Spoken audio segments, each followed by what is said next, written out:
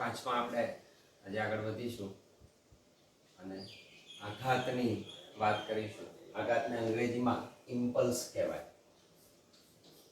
Impulse.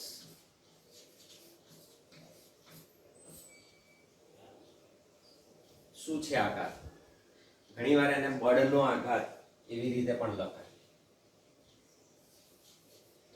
અથવા બળનો આઘાત. બળનો આઘાત.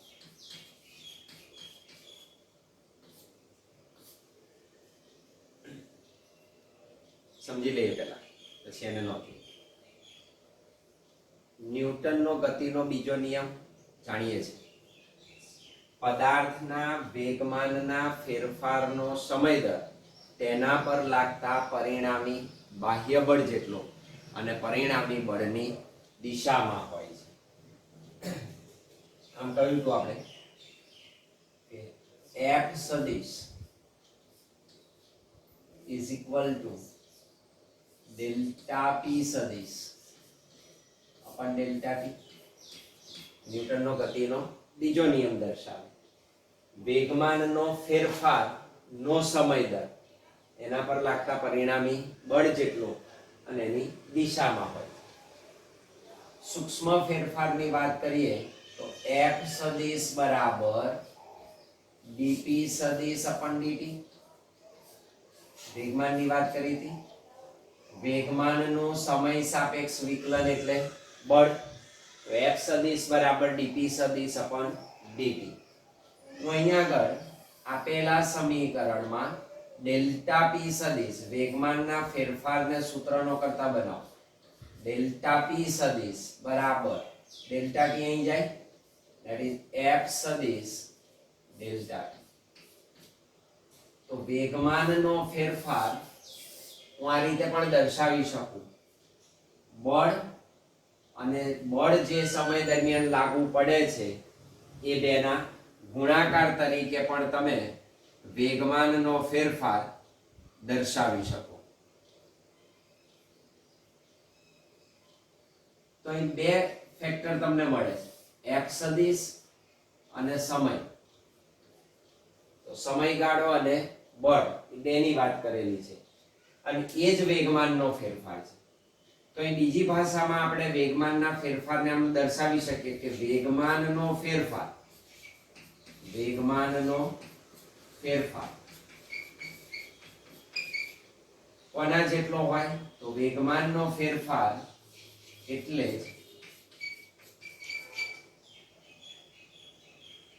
બળ અને બળ લાગતું હોય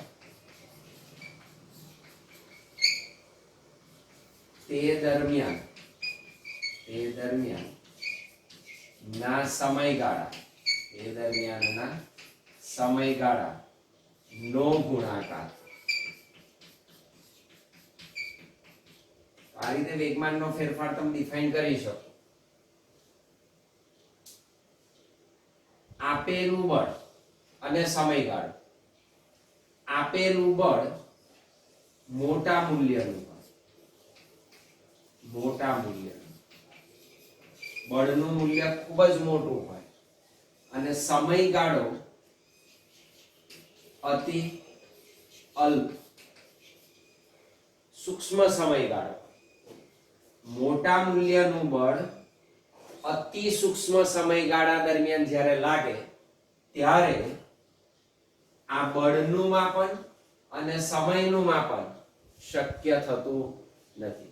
આપણે મોટા મૂલ્યનું બળ અને સૂક્ષ્મ સમય દરમિયાન જ્યારે લાગતું હોય ત્યારે એને આપણે મેઝર કરી શકતા નથી. પરંતુ વેગમાનનો ફેરફાર માપી શકાય તેવી રાશિ છે.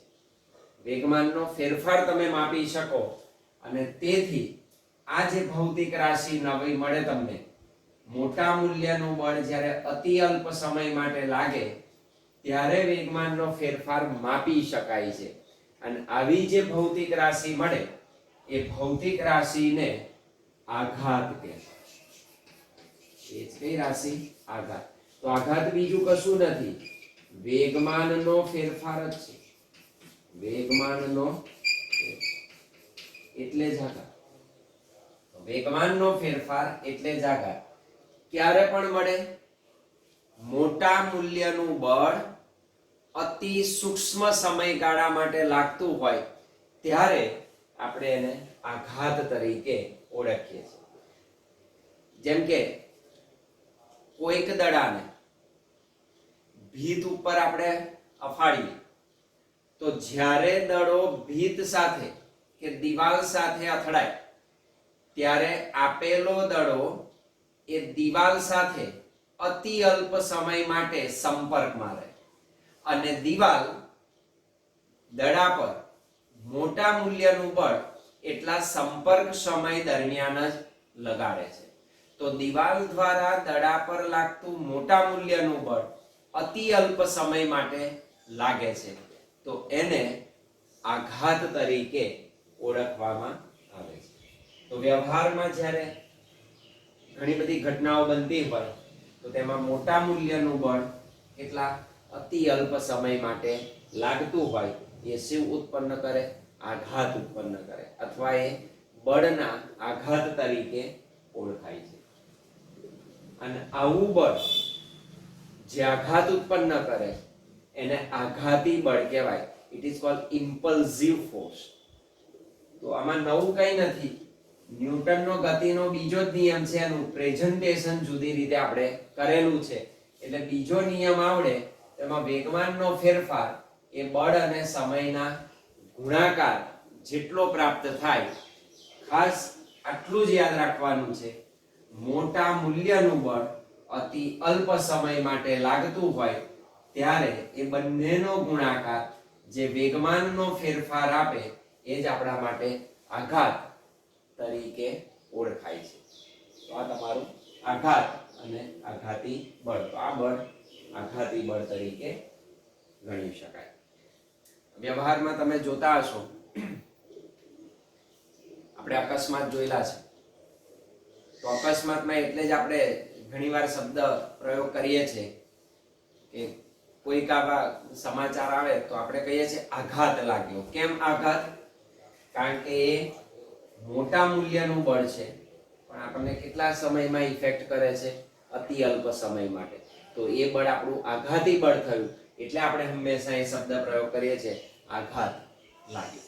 તો જે અકસ્માત છે, જ્યારે બે પદાર્થો સામસામે અથડાતા હોય ત્યારે મોટા મૂલ્યનું બળ અતિ અલ્પ સમય માટે લાગુ પાડે. તે સમય દરમિયાન આપણને આઘાત પ્રાપ્ત થયો એમ કહેવાય, કારણ કે વેગમાનનો ફેરફાર શક્ય બને છે. અને એવું મોટા મૂલ્યનું બળ એ આઘાતી બળ તરીકે ઓળખાય છે. અને આ આઘાત જીવનભર રહે.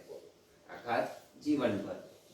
તો મોટા મૂલ્યનું બળ અતિ અલ્પ સમય માટે, આવું બળ આઘાતી બળ કહેવાય.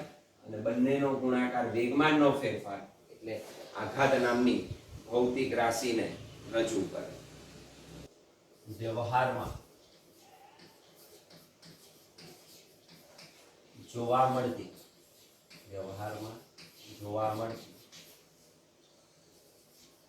ઘણી ઘટનાઓમાં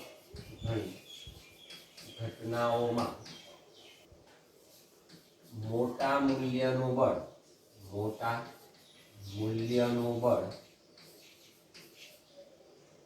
ખૂબ જ સૂક્ષ્મ સમયગાળા માટે લાગે છે. ઘણી બધી ઘટનાઓ હોય કે એમાં મોટા મૂલ્યનું બળ અતિ અલ્પ સમયગાળા માટે લાગે છે. ત્યારે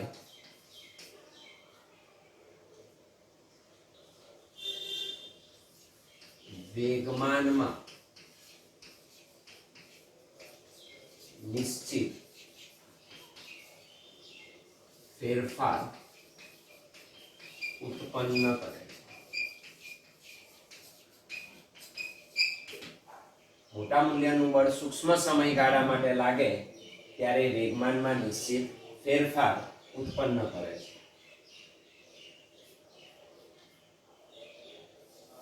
આ મોટા મૂલ્યનું બળ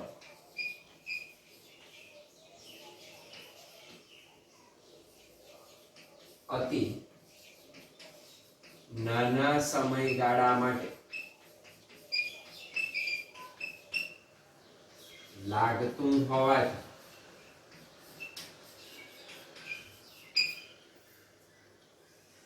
બળ અને સમય એમ બંને નું માપન શક્ય બનતું નથી. તમે આ માપન ના કરી શકો. બળ મોટા મૂલ્યનું છે, સૂક્ષ્મ સમયગાળા માટે લાગે તો બળ પણ મેજર નહીં થાય અને સમય પણ આપણે મેજર કરી શકીએ નહીં. પરંતુ વેગમાનનો ફેરફાર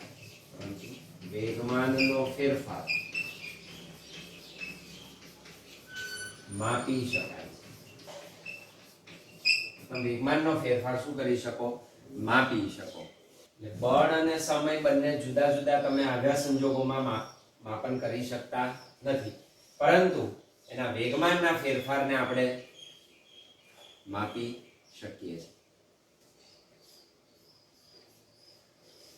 ન્યૂટનના ગતિના બીજા નિયમ મુજબ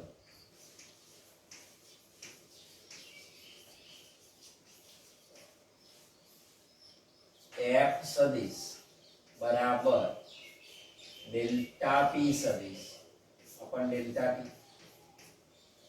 F સદિશ બરાબર ડેલ્ટા P સદિશ અપન delta T. Therefore delta P સદિશ is equal to F સદિશ ડેલ્ટા T.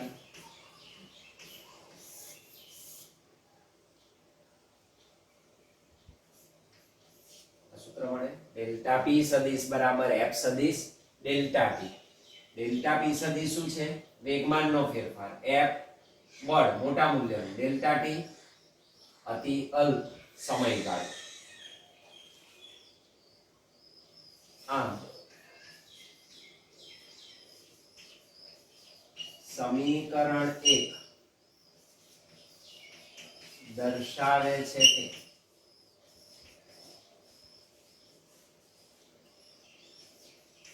વેગમાનનો નિશ્ચિત ફેરફાર એ બળ અને તે લાગતું હોય તે દરમિયાન ના સમયગાળાના ગુણાકાર જેટલો મળે છે. વેગમાનનો અનિશ્ચિત ફેરફાર બળ અને તે લાગતું હોય તે દરમિયાન ના સમયગાળાના ગુણાકાર જેટલો મળે છે. આ ગુણાકારને આઘાત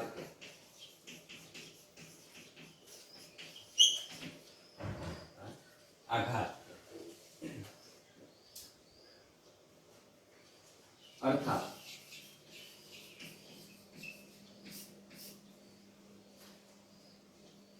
આમ લખી શકાય આઘાત ઇઝ ઇક્વલ ટુ વેગમાનનો ફેરફાર. એટલે જ શું? બળ ગુણ્યા સમયગાળો. આઘાત એટલે બળ ગુણ્યા સમયગાળો, એટલે જ વેગમાનનો ફેરફાર. તો આને આઘાતને ડિફાઇન કરી શકો. આપણે આ રીતે લખી શકીએ આઘાતની વ્યાખ્યા. આઘાત એટલે ઇમ્પલ્સ. ઇમ્પલ્સને આપણે વ્યાખ્યાયિત કરી શકીએ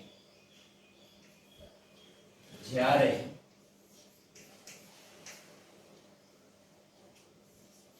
મોટા મૂલ્યનું બળ, જ્યારે મોટા મૂલ્યનું બળ અતિ અલ્પ સમયગાળા માટે લાગતું હોય ત્યારે તે બંને નો ગુણાકાર જે ભૌતિક રાશિ દર્શાવે તેને આઘાત કહે છે.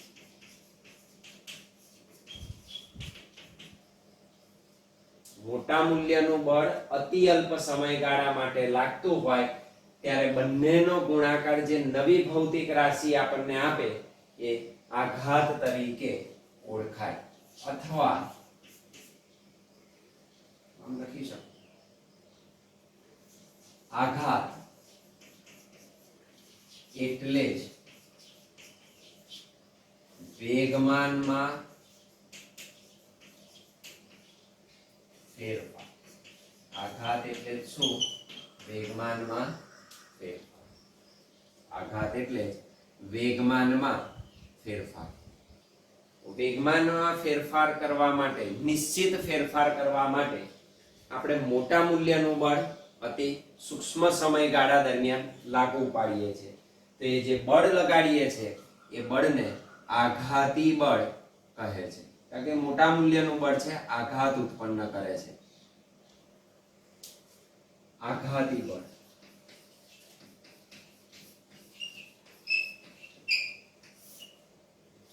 It is called impulsive force. Impulsive force. Impulsive force. વેગમાનમાં નિશ્ચિત ફેરફાર ઉત્પન્ન કરવા માટે વેગમાનમાં નિશ્ચિત ફેરફાર ઉત્પન્ન કરવા માટે ટૂંકા સમયગાળા દરમિયાન લાગતા મોટા બળને આઘાતી બળ કહેવાય. આઘાતી બળ.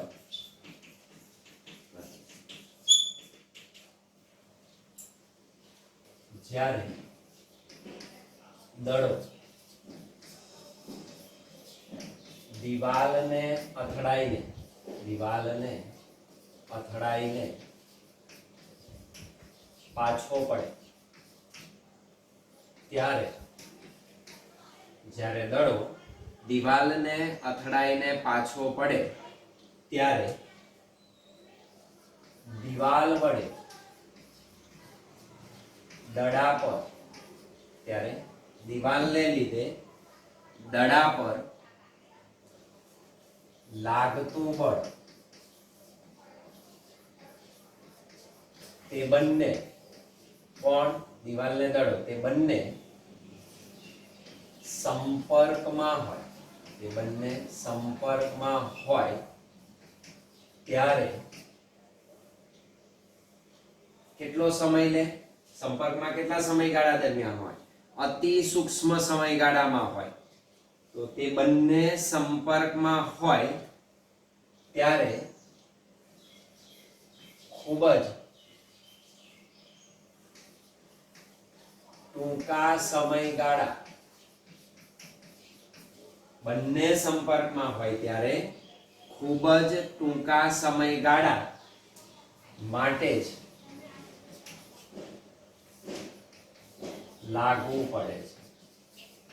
પરંતુ આ બળ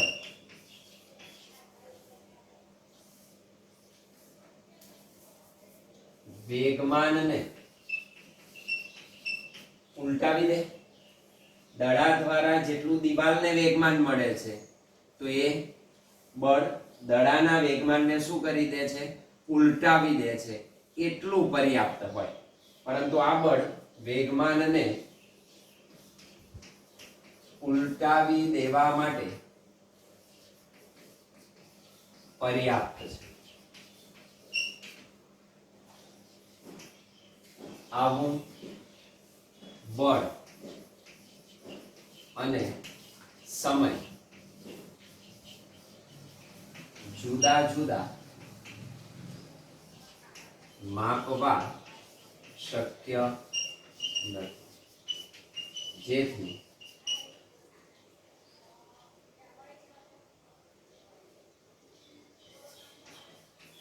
વેગમાનનો ફેરફાર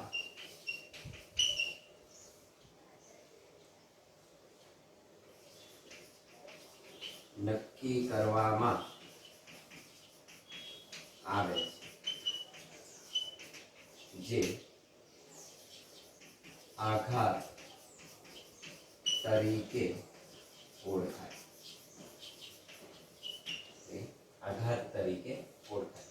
તો આઘાતી બળ કોઈ જુદું બળ નથી, માત્ર મોટા મૂલ્યનું ટૂંકા સમય માટે લાગતું બળ છે. એટલે એમાં કોઈ ડિફરન્સ નથી. આઘાતી બળ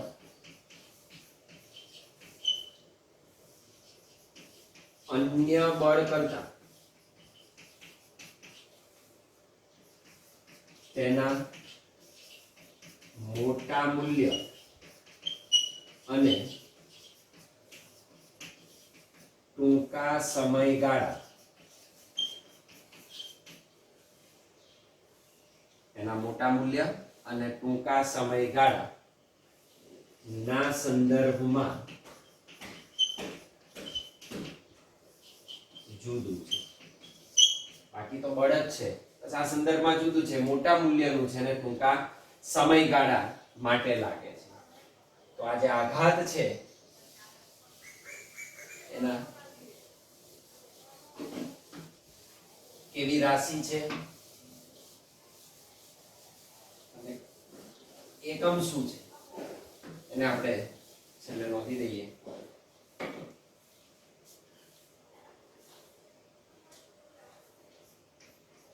રાશિ.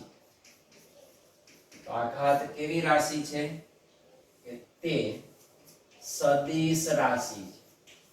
તે સદિશ રાશિ છે. ચેપ્ટર 4 માં સ્વાધ્યાયના દાખલામાં આપણે ઓળખી હતી સદિશ રાશિઓ ઓળખી બતાવો. એમાં આઘાત આવ્યું હતું. એ આઘાત કેવી રાશિ થઈ? સદિશ રાશિ છે. એસઆઈ એકમ. એસઆઈ તો એસઆઈ એકમ વેગમાનનો ફેરફાર, એટલે વેગમાનનો જે એકમ હોય એ થાય, that is ન્યૂટન સેકન્ડ અથવા કેજી મીટર પર સેકન્ડ. પારિમાણિક સૂત્ર મળે. પારિમાણિક સૂત્ર